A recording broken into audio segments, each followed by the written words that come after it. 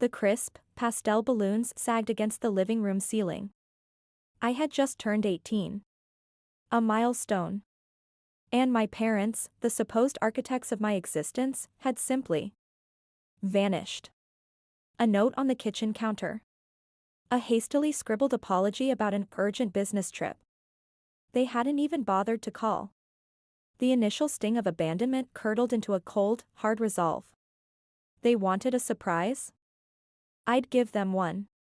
My parents, the consummate social climbers, were hosting their annual charity gala in 2 weeks, and it was my responsibility to plan it.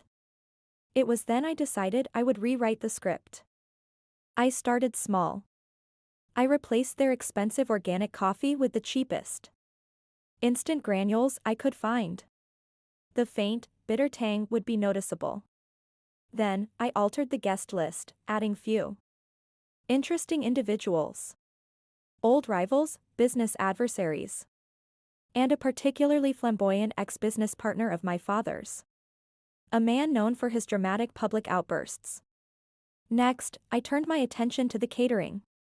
My mother, a self-proclaimed connoisseur, had meticulously planned the menu, featuring exotic delicacies.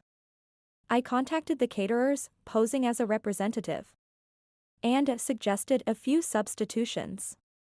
Instead of the delicate sea bass, they'd be serving tripe. And the champagne? Replaced with a sparkling cider, the kind that tasted faintly of apples and regret. I knew their prized Persian rug, the one they'd bragged about for years, was due for a cleaning. A quick call to the cleaning company. A special request for a vibrant, non-permanent, but highly visible dye that would definitely look like a sight for sore eyes. The week of the gala arrived, and I played the part of the dutiful, forgiving daughter. My parents, relieved and oblivious, showered me with belated birthday gifts, their guilt palpable. The night of the gala was a masterpiece of orchestrated chaos. The guests arrived, their smiles faltering as they sipped the sugary cider, and eyed the tripe with suspicion. The Persian rug, now a riot of swirling colors, became the unwitting star of the show. My father's ex-business partner, fueled by the cheap sparkling cider and a long-standing grudge, launched into a passionate, albeit incoherent, tirade about my father's shady dealings.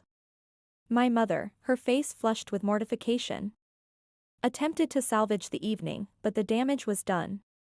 The air crackled with tension as the guests began to trickle out, their whispers echoing through the grand hall.